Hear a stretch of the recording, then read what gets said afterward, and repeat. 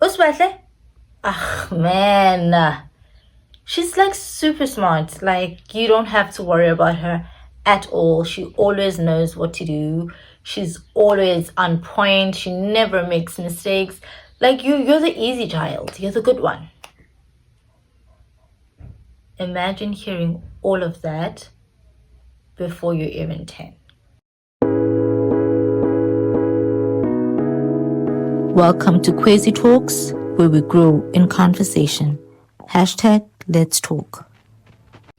Hey guys, welcome back to the channel. Now, I know I come in shame. I know I promised to drop this on Tuesday, but I have a valid reason as to why I didn't. So, Kyalikupa married me. 2 shots are biao. Please. I promise you, today's one is gonna make up for the fact that it's 2 days late. So, okay, as per title, you guys saw that today I'm going to be talking about the pressures of being the academically inclined child and the expectations that cave you into that sort of identity where you feel like you can't really get out of it because that's all you've ever known. So I'm going to be talking today about my experience as the child. I was the very academically inclined child, the super smart one, the good one that never, stepped out of the perimeters that society really, but mostly my family had carved out for me because I was just so smart. I don't remember a time where I wasn't the smart kid.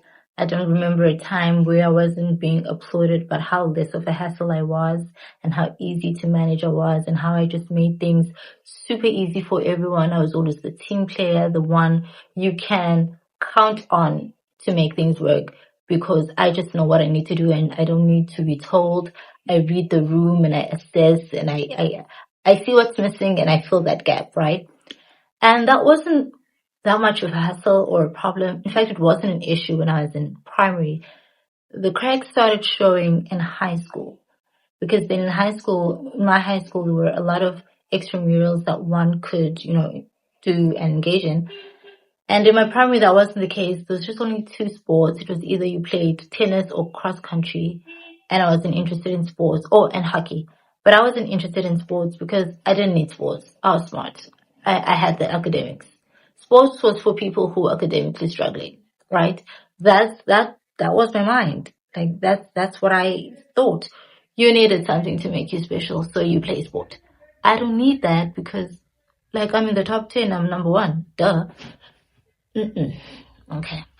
So in high school, that's when things started taking because, especially in my school, if you wanted leadership positions or any sort of notoriety or applause, you needed to partake in extramural activities. We don't care that you're smart because you only get your shine once in October for prize giving and then sikulibali until next year, October again. So if you needed to be a part of school, like that was a requirement, you had to take part in extramurals. And so I did. In grade 9, I joined drama, I joined debating.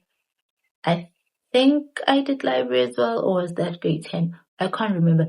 Guys, it's been a long time ago. So that's that. But I know I did drama in grade 9 and I did debating, I think. Or was that grade 8? Girl, I did drama and I did debating and I was in the library committee, okay? Because I love reading. But that's a story for another day.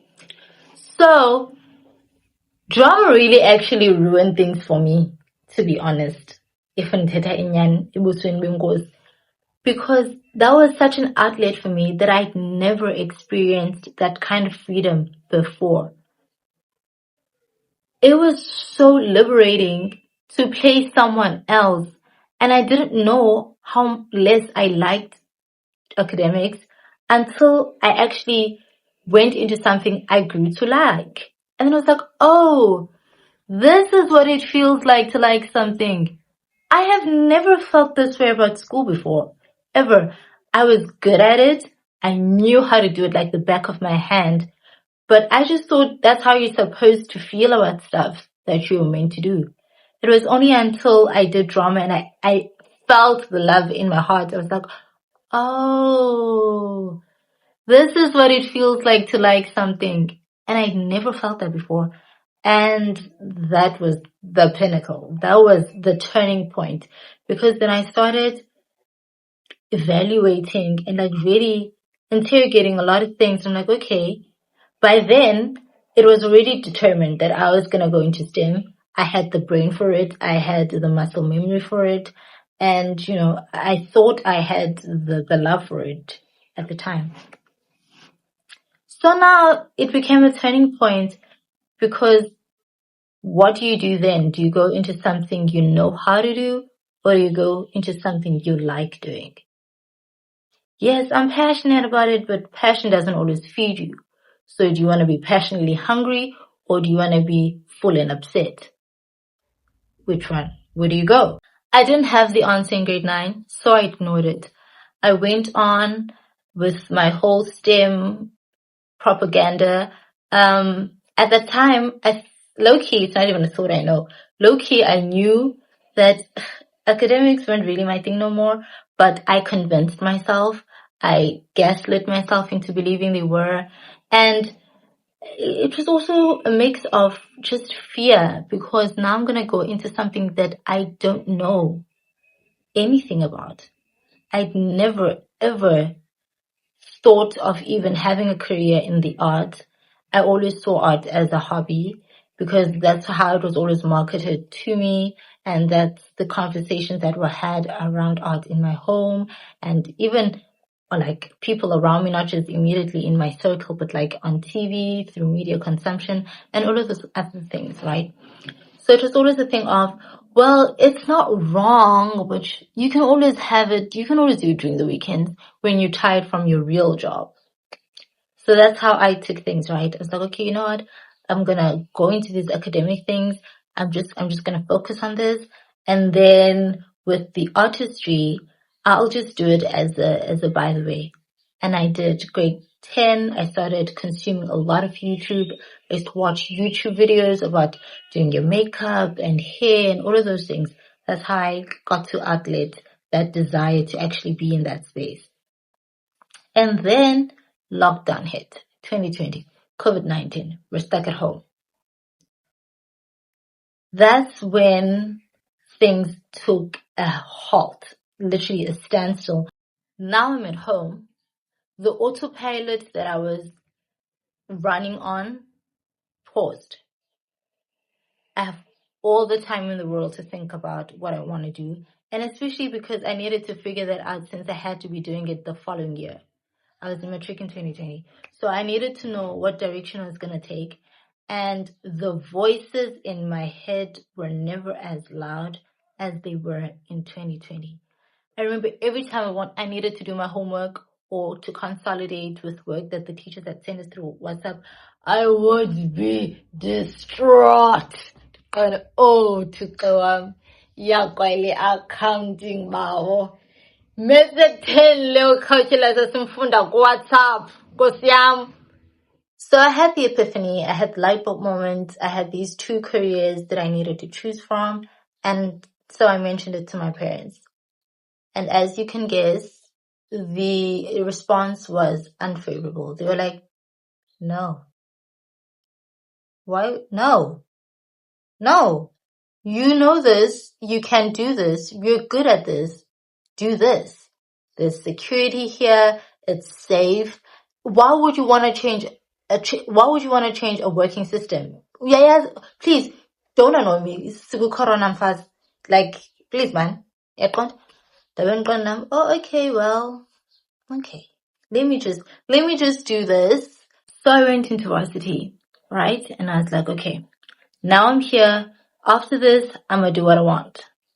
But then it was in varsity that my future became even clearer, because I realized I've already succumbed to one expectation. I'm here. How many more will I need to oblige to before I have the autonomy over my own life?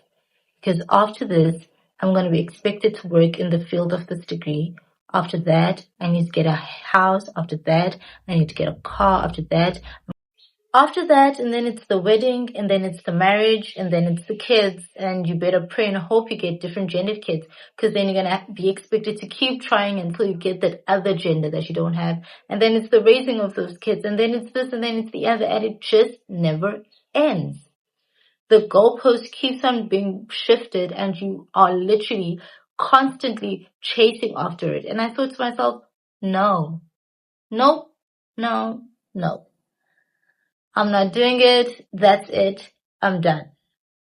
I thought that was all I needed to do. I thought I just needed to validate my feelings, admit it to myself, and acknowledge that I wanted a life that was outside of the conventional way of living. Boy, was I wrong. Boy, was I wrong. I thought all I needed to do was, admit to myself that I didn't want to live to impress anyone but myself anymore, and that I was going to let go of the expectations. What I didn't know was that in letting go of those expectations meant that I would need to let go of the identity I had built by living in the expectations. And that was the most difficult part about this entire journey. I don't think I'd ever done anything as difficult as that, because that entailed me letting go of my perfect, academically inclined child identity. I didn't know who I was outside of that. If I'm not that anymore, then who am I? I didn't get time to explore other means of identities. I didn't get time to explore other interests and other things that I may want to do, because I had clocked what I was good at so early on that it was the only thing I'd ever focused on. So if I let go of that, then I'm a 20-year-old with no sense of identity. Now what? Now it meant rebuilding. But rebuilding means endless possibilities, and also meant the one thing I had feared with my entire being, which was failure. Listen, I had never failed before. I don't mean like making mistakes and like small things like that. I mean like serious things. I'd never put myself or trust into something and not have that work out. It was one of the things I pride myself in, right? I was just always the one that got things right. I was always the one that didn't need a lot of time to be taught something or to grasp something. I'm the fast learner. I'm the one that just gets things. Like, that's me, right? So if I'm letting go of that and I'm trying something new, that means the possibility of failing. God, that failing part was scary. So what now?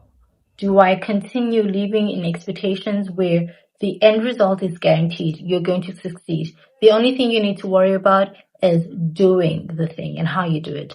Or do I go over to this side where the chances of me making it are just as great as the chances of not making it? What do I do? Do I continue playing this role and trying to fit myself into this mold that I have clearly outgrown? Or do I actually take a chance and do something I want to do? What did I do? Nothing.